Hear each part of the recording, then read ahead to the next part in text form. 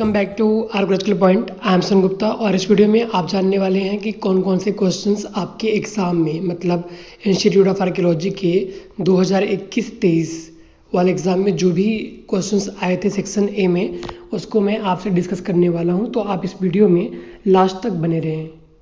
Okay.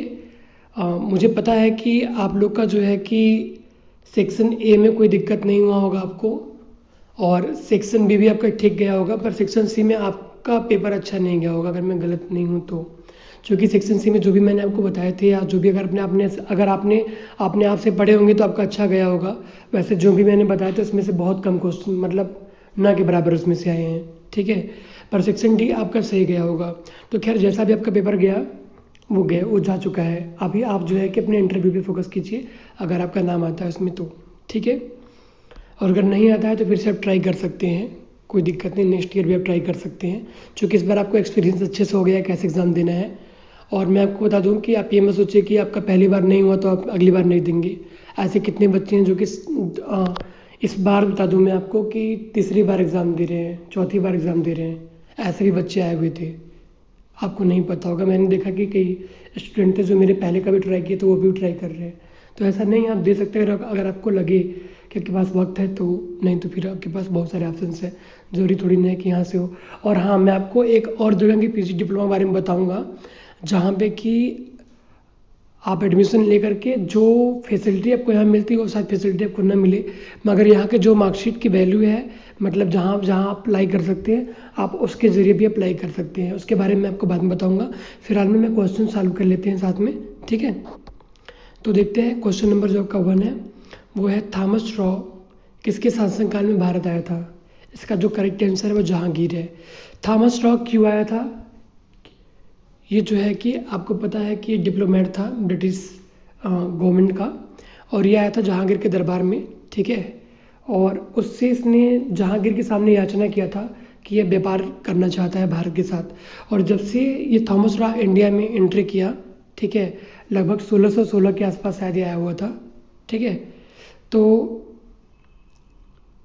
इसके आने के बाद से भारत में गुलामी की शुरुआत हो गई और यही वो व्यक्ति है जिसने जो है कि कई लोगों के साथ मिलकर के ब्रिटिश ईस्ट इंडिया कंपनी का नींव रखा था, ठीक है, थॉमस रो। सेकेंड है राजतरंगड़ी के लेखक का नाम क्या है, कैलेंडर आपको पता है और ये क्वेश्चन रिपीट भी किया हुआ है, ठीक है। क्वेश्चन नंबर 3 है एएसआई की स्थापना के समय डायरेक्टर जनरल कौन थे। अलेक्जेंडर कनिंघम थे। आपको पता है कि 1861 में जो स्थापना हुई थी एएसआई की, और उस समय जो है कि पहले डीजी जो थे वो अलेक्जेंडर कनिंघम भी बने थे और इन्हें फादर ऑफ आर्कियोलॉजी भी कहा जाता है। इसमें जो है कि बहुत हार्ड क्वेश्चन नहीं आए हुए, अगर आपने थोड़ा बहुत मिडिल पढ़ा होगा तो आपको थॉमस रो के बारे में को पता होगा, ठीक है। मुझे ये पहला क्वेश्चन नहीं आ रहा था, बाकी तो सब आ रहा था, ठीक है। क्योंकि मैं मिडवल में कभी मैंने पढ़ी नहीं है तो I have no idea about that.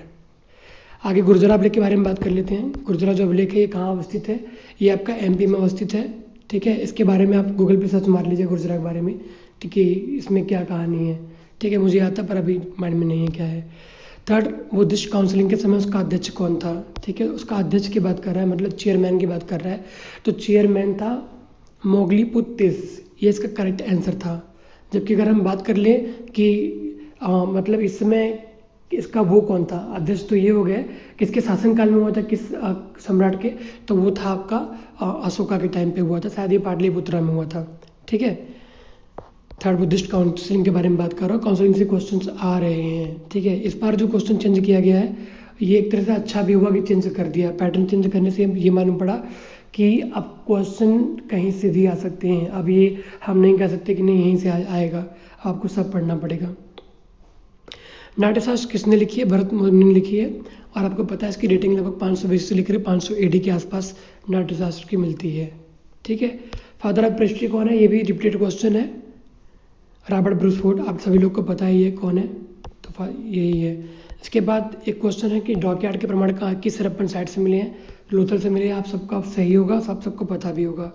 एक क्वेश्चन था आपका NBPW साइट निम्न में से कौन सी है, उसमें कई ऑप्शंस रहे होंगे जिनमें ऑप्शन आपका बीटा सही होगा। क्योंकि अगर आप बीटा की बात करें तो यहाँ पर सबसे पहले कौन सा विद्वान पहुंचा था जिसका नाम है अलेक्जेंडर कनिंघम, ठीक है।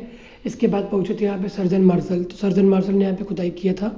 और यहाँ पे जो अर्लीस्ट आपका डेट जाता है 7th सेंचुरी BC के आसपास जाता है, ठीक है। और यहाँ पे जो है कि ब्लैक सीड डिवेयर सबसे अर्ली स्तर में मतलब मिलता है, उसके बाद आपका NBPW मिलता है। तो बेसिकली लोग इसको NBPW साइट मानते हैं, NBPW को, ठीक है। उसके बाद जो आपका क्वेश्चन नंबर 10 था या जो भी अलग था, मेसोलिथिक काल के जो मानव थे वो कौन सा टूल यूज करते थे, कौन सा वो मतलब टूल्स का प्रयोग करते थे पत्थर के औजार में, तो वो माइक्रोलिथ का प्रयोग करते हैं। माइक्रोलिथ का मतलब ये होता है कि जो छोटे छोटे टूल होते हैं वो यूज़ किया करते थे। अब आप ये मत सोचिए कि मतलब पहले बड़ा यूज़ करते थे तो माइक्रोलिथ मतलब छोटे छोटे यूज़ करने लगे, ऐसा बिल्कुल भी नहीं है, ठीक है। वो बड़े भी यूज़ करते थे, लेकिन माइक्रोलिथ माना जाता है कि माइक्रोलिथिक टूल यूज़ किया करते थे। क्योंकि आपको पता है जितने भी मेसोलिथिक साइट्स हैं वहाँ पे सबसे अगर आपको माइक्रोलिथ मिल जाता है तो लोग अक्सर उसको मेसोलिथिक से जोड़ देते हैं। अगर पेंटिंग मिल जाए तो फिर क्या कहना है, बात समझ रहे हैं। इसके बाद जो क्वेश्चन नंबर 11 है, अयोध्या का पुराना नाम क्या था। अयोध्या का जो पुराना नाम था, old name of the Ayodhya was Saket.